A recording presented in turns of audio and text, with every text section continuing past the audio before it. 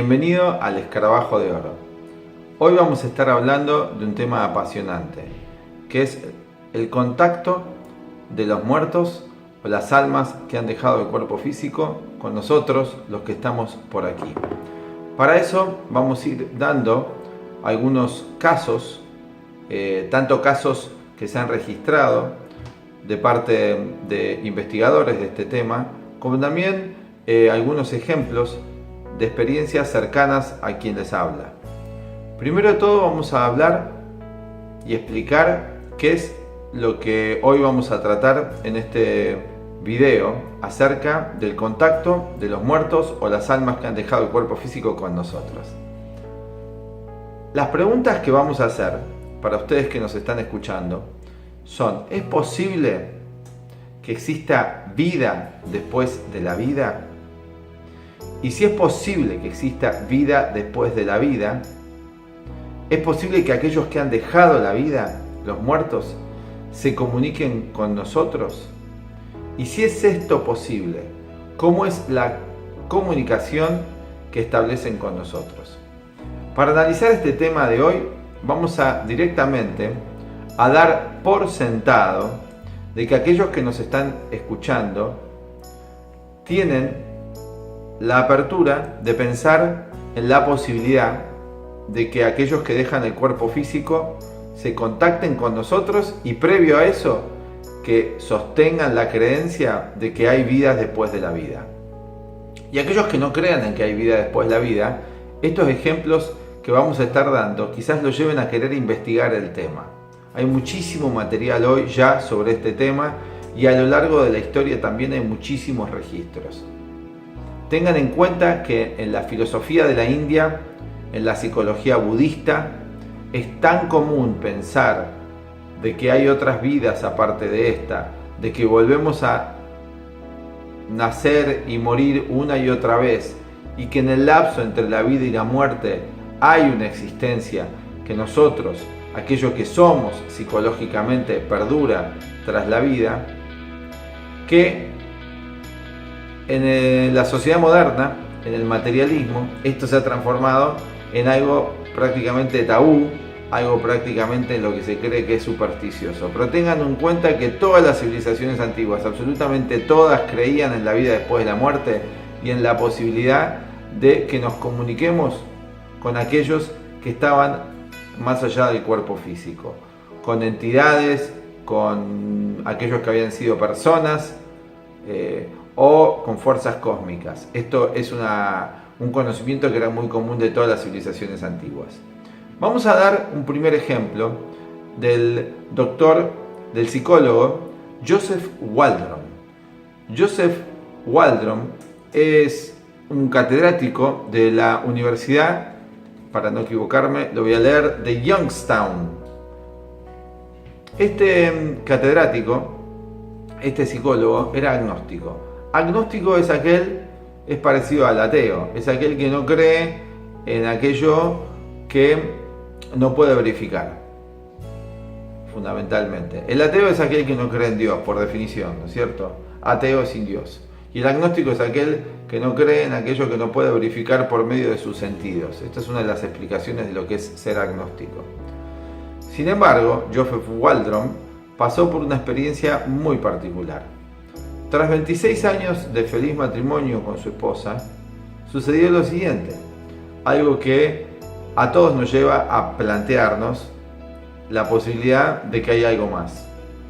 Su esposa cayó, lamentablemente, en una enfermedad terminal y ya muy convaleciente, cercana a la muerte, 2 días antes de morirse, Joseph Waldron le pide a su esposa que, a pesar de que él no cree que hay vida después de la muerte, su intenso afecto hacia ella lo abrió a esa posibilidad y le dijo que estableciera, después de muerta, si existía vida después de la muerte, algún tipo de contacto con él.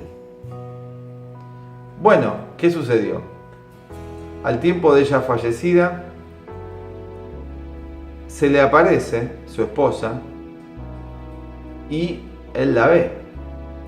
Esto fue una experiencia conmocionante para él, que cambió completamente toda su visión de la vida y cambió su visión de sí mismo. Una de las cosas que Joseph Waldron relata es que a partir de ese momento, a pesar de que él no pudiese dar una demostración científica a los otros la experiencia que él había tenido, estaba convencido de que esa experiencia no había sido una alucinación, sino que había sido una experiencia muy concreta y muy real, como quien ve a una persona física. Esto obviamente el efecto que en él tuvo fue profundamente trascendente al sentir que a partir de ese momento quedaba realmente unido a una persona que él había amado tanto y que a pesar de que no estuviese su cuerpo físico, la unión iba a perdurar por siempre. Esto para el que no ha tenido la experiencia no significa mucho. Para el que no ha perdido a un ser querido y cree en la posibilidad de poder mantenerse unido con ese ser, tampoco significa mucho. Sin embargo, todos tarde o temprano podemos llegar a tener esa experiencia. Particularmente, yo tengo una experiencia cercana a mí, no me pasó a mí directamente esto, pero sí a mi abuela ya fallecida, mi abuela materna ya fallecida. Una historia también similar. Tras no 26 años de matrimonio, sino que, si no me equivoco, 40 años de matrimonio, 40 o 50 años, porque habían llegado a esas bodas que se festejan, creo que se llaman bodas de oro o de plata, creo que bodas de oro, ¿no? No estoy seguro. Tras 50 años de matrimonio con mi abuelo paterno, ella estuvo casada con él desde los 17 años hasta que él falleciera cuando él tenía alrededor de 90 años, 50 años. Ella ya tenía unos 67 o 70 años cuando él falleció. Era unos años menor que mi abuelo, unos 20 años menor que mi abuelo. Sucedió lo siguiente. Tras él fallecer, cayó en una fuerte depresión. Obviamente, después de tantos años, habían tenido 5 hijos. Un matrimonio muy armónico durante todos los años que estuvieron casados. Esos matrimonios que existían antes. Y hoy también algunos pueden lograr lo mismo. Y resulta que mi abuela empezó a relatar que lo veía a mi abuelo, que se le aparecía. Bueno, obviamente la mayor parte de la familia empezó a pensar que estaba loca mi abuela, ¿no? Yo no pensaba eso, porque yo había empezado a estudiar todas estas cosas. Esto fue hace muchos años, fue alrededor de 17 años. No pensaba eso porque había empezado a leer sobre esto, había estado estudiando estos temas. Y me parecía que mi abuela no estaba loca, que existía la posibilidad, a pesar de que yo no había tenido esa experiencia, de que existía la posibilidad y que no era una alucinación. Ella contaba que en momentos de mucha tristeza él se le aparecía y la reconfortaba. ¿Cómo era esa aparición? Bueno, se le aparecía la imagen de él como persona, ¿no es cierto? Y le hablaba y le daba mucha tranquilidad. Bueno, posteriormente mi abuela tuvo esa enfermedad que se llamó Alzheimer, entonces para todos esto quedó como parte de su aparente desvarío. Yo nunca pensé eso, la verdad. Pensé que efectivamente se estaba comunicando con mi abuelo, aunque no entendía, y hasta el día de hoy sigue manteniéndose siendo un gran misterio para mí cómo es que se puede dar ese fenómeno. Y frente a una explicación científica realmente no la tengo de cómo es científicamente este proceso, pero sí puedo decir que era muy real el efecto que tenía mi abuela, porque frente a cada aparición de mi abuelo su estado anímico mejoraba notablemente y lograba salir de la depresión. Bueno, y por otro lado, ¿cómo son estas experiencias? Podemos encontrar 4 tipos de contacto con los muertos. El primer contacto es sentir su presencia, sentir que están alrededor nuestro, ¿no es cierto? Entonces sentimos que hay una presencia cercana a nosotros.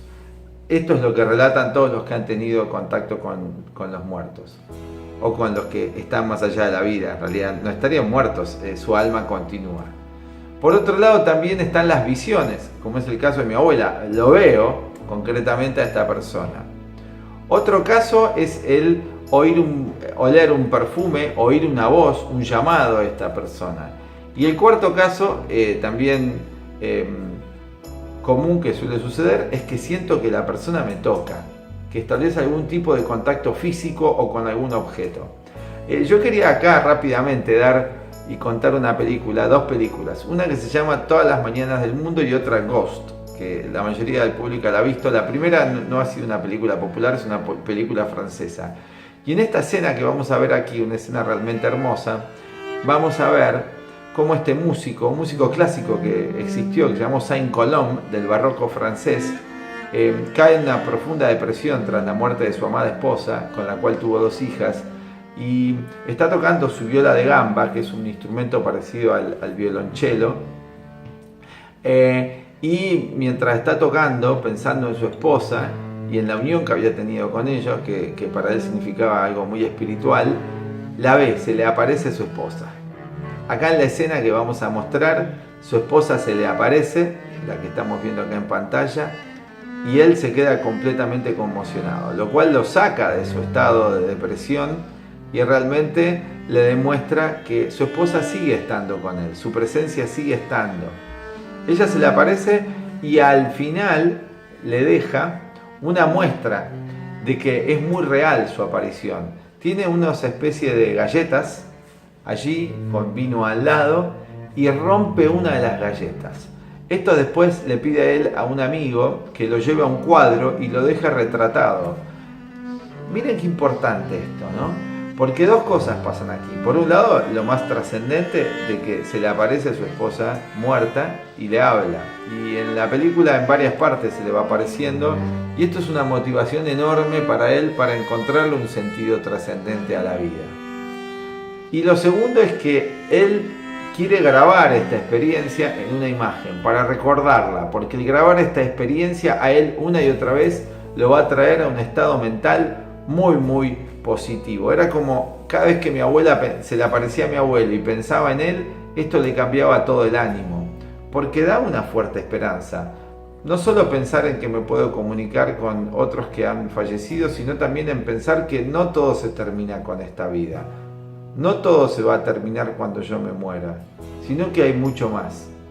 Es abrirse al misterio de la existencia, realmente cambia la visión de la vida. Y después también tenemos en la película Ghost lo mismo. Vamos a presentar acá una breve escena donde el personaje, lo asesinan y sale del cuerpo, ¿no es cierto?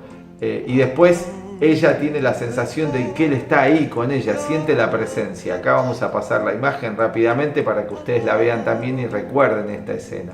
Esto es parte de lo mismo y de los 4 tipos de contacto que pueden tener los muertos con nosotros. Ahora tengan en cuenta, como dije al principio del video, que esta idea era muy común en las antiguas filosofías de la India y en el budismo. En el budismo inclusive hay un famoso libro del cual Carl Gustav Jung, el psiquiatra suizo, introdujera el libro a lenguas occidentales con un prólogo realmente hermoso que se llama El libro tibetano de la muerte o el bardo Togrol o Tosgrol o el bardo Tosgrol. Yo particularmente he leído la edición de Evan Wentz, muy linda, con el prólogo de Jung, donde se explica qué sucede después de la muerte, los 3 estadios después de la muerte. Dice que primero aquel que fallece ve una luz, y esto retrata a muchos que han tenido una experiencia de muerte temporal donde después vuelven a la vida. Siempre dicen que hay un túnel, que hay una luz, y en el libro tibetano también relata esto, que hay una luz, y luego etapas posteriores, aquellos que vuelven a la vida, que han tenido un coma temporal, relatan siempre lo mismo: ha habido un túnel, una importante sensación de paz, y luego vuelven a la vida porque se los resucita con las técnicas médicas y la persona vuelve a la vida, ¿no? Con respiración artificial, o se da un proceso más complejo que los científicos no saben explicar cómo es que la persona puede estar temporalmente sin los signos vitales y luego volver a la vida. Pero en el bardo Togrol se habla muy específicamente de qué pasa entre una vida y un nacimiento, y esto se separa en 3 etapas. Vamos a dedicarle todo un video a esto, acerca de la vida después de la muerte, cómo es el proceso y las diferentes etapas, y explicado a la luz de un conocimiento un poco más cercano a nosotros, que es la psicología de Carl Gustav Jung, más entendible. Y qué dice Jung explicando estas enseñanzas budistas tibetanas, qué pasa después de la vida, coincidiendo con los tibetanos en este proceso, y qué implicancias tiene psicológicas para nosotros. Y una de las ideas importantísimas de esto es que nosotros nos podemos preparar con nuestra conciencia para morir conscientemente.